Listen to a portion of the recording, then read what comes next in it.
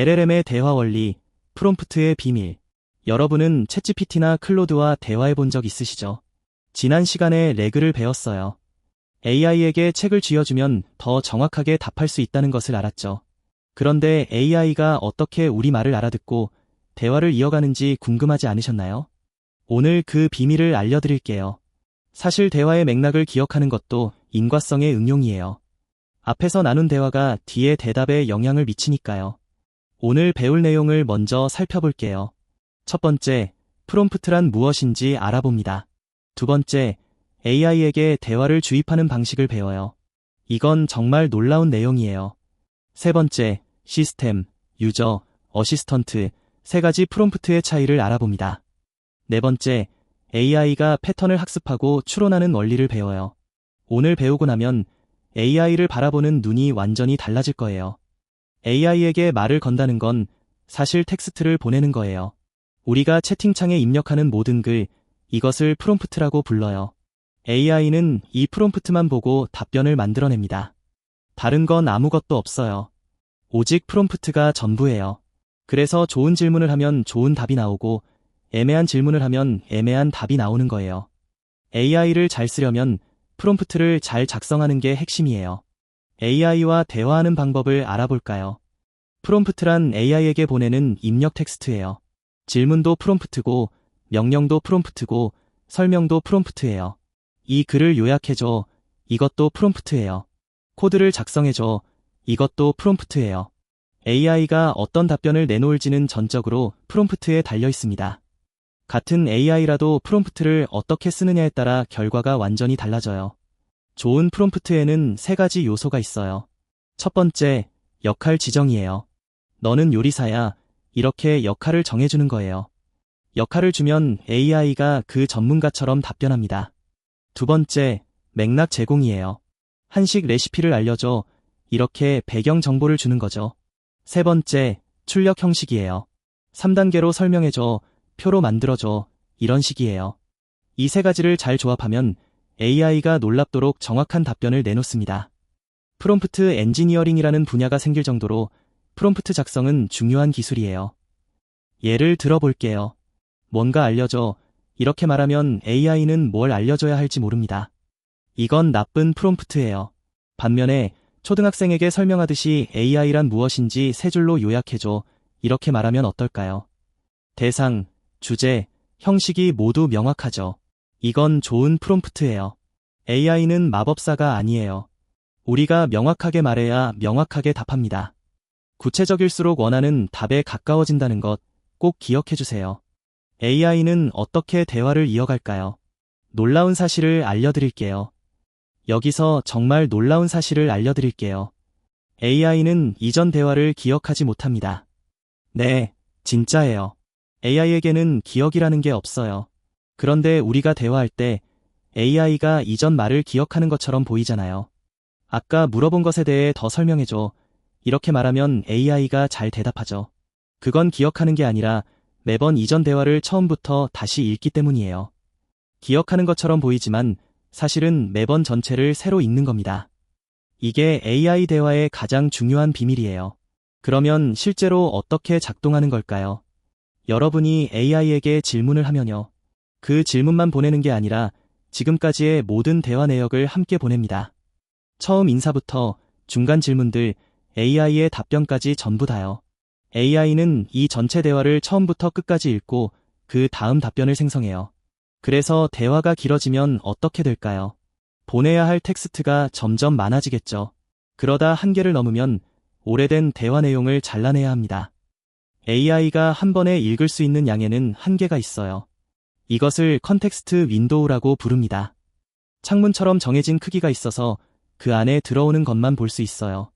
창문 밖에 있는 내용은 AI가 볼 수 없습니다. 대화가 아주 길어져서 컨텍스트 윈도우를 넘으면요. 맨 처음에 했던 대화는 잘려나가서 AI가 알 수 없게 돼요. 그래서 아주 긴 대화를 하다 보면 AI가 처음 이야기를 잊어버리는 것처럼 느껴지는 거예요. 여기서 토큰이라는 개념을 알아볼게요. 토큰은 AI가 텍스트를 읽는 기본 단위예요. 안녕하세요. 이 한 단어가 약 3개에서 4개 토큰이에요. 영어는 단어 하나가 보통 1개 토큰이지만 한국어는 더 많은 토큰이 필요해요. 한글은 글자 구조가 복잡하기 때문이에요. 컨텍스트 윈도우의 크기도 토큰 수로 정해집니다. 예를 들어 10만 토큰이면 대략 한국어로 3만 자 정도를 읽을 수 있어요. 프롬프트와 답변 모두 이 토큰 안에 들어가야 해요. 시스템, 유저, 어시스턴트 세 가지 프롬프트를 알아볼까요? 시스템 프롬프트는 AI의 성격과 규칙을 정하는 거예요. 예를 들어 너는 친절한 상담사야. 항상 한국어로 답변해. 이런 식이에요. 이 시스템 프롬프트는 사용자에게는 보이지 않습니다. 개발자가 미리 설정해 두는 거예요. 챗GPT가 친절하게 말하는 것도 위험한 질문을 거절하는 것도요. 다 시스템 프롬프트에 그렇게 써있기 때문이에요. AI의 기본 성격을 결정하는 숨겨진 지시문인 셈이죠. 유저 프롬프트는 우리가 직접 입력하는 말이에요. 채팅창에 뭔가를 쓰고 엔터를 누르면 그게 유저 프롬프트예요. 질문도 되고 요청도 되고 명령도 됩니다. 이 글을 요약해줘, 코드를 짜줘, 번역해줘 모두 유저 프롬프트예요. AI가 무슨 일을 할지는 유저 프롬프트가 결정합니다. 우리가 가장 자주 쓰고 가장 익숙한 프롬프트죠.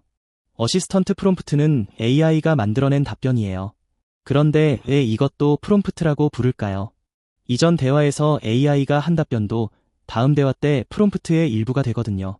아까 설명한 것처럼 매번 전체 대화를 다시 보내잖아요. 그때 AI의 이전 답변도 포함되는 거예요. 그래서 AI는 자기가 이전에 뭐라고 했는지 알 수 있어요.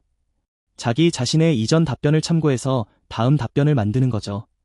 이 세 가지가 합쳐져서 하나의 완전한 프롬프트가 됩니다. 시스템은 규칙을 설정하고요. 유저는 질문을 하고요. 어시스턴트는 이전 답변을 제공합니다. AI는 이 세 가지를 한꺼번에 읽고 다음 답변을 생성해요. 실제 대화에서는 유저와 어시스턴트가 번갈아 나오면서 대화 기록이 쌓이죠. 시스템, 유저, 어시스턴트, 유저, 어시스턴트 이런 식으로요. 이 전체가 하나의 긴 프롬프트가 되어 AI에게 전달되는 겁니다. AI가 반응하는 원리를 알아볼까요? AI는 어떻게 질문에 답할 수 있는 걸까요? 비밀은 패턴 학습에 있어요. AI는 훈련할 때 수억 개의 대화 패턴을 학습했습니다. 질문이 들어오면 답변이 나오는 패턴, 명령이 들어오면 실행하는 패턴이요. 이런 패턴을 엄청나게 많이 학습한 거예요. 그래서 시스템 프롬프트가 규칙을 정하면 AI는 그 패턴에 맞게 행동합니다. 친절한 상담사라는 시스템 프롬프트를 받으면 학습한 친절한 상담사 패턴으로 답하는 거예요. 그러면 AI가 답변을 만들 때 실제로 무슨 일이 일어날까요? 먼저 입력된 프롬프트 전체를 읽습니다. 시스템, 유저, 어시스턴트 모두요. 그런 다음이 입력 패턴과 가장 어울리는 다음 단어를 찾아요. 학습할 때 비슷한 패턴 뒤에 어떤 단어가 왔는지 기억하고 있거든요. 그 단어를 하나 생성하고 또 다음 단어를 예측하고 또 다음 단어를 예측합니다. 이 과정을 반복해서 전체 답변이 완성되는 거예요. 한 글자씩 타이핑되는 것처럼 보이는 이유가 바로 이것 때문이에요. 같은 질문을 했는데 매번 다른 답이 나오는 경험 해보셨죠? 그 이유는 AI가 확률 기반으로 단어를 선택하기 때문이에요. 다음에 올 수 있는 단어가 여러 개일 때 매번 약간 다른 단어가 선택될 수 있어요. 마치 주사위를 던지는 것처럼요. 확률이 높은 쪽이 더 자주 나오지만 매번 같진 않죠. 이걸 조절하는 게 온도라는 설정이에요. 온도가 낮으면 가장 확률 높은 단어만 선택해서 일관된 답이 나와요.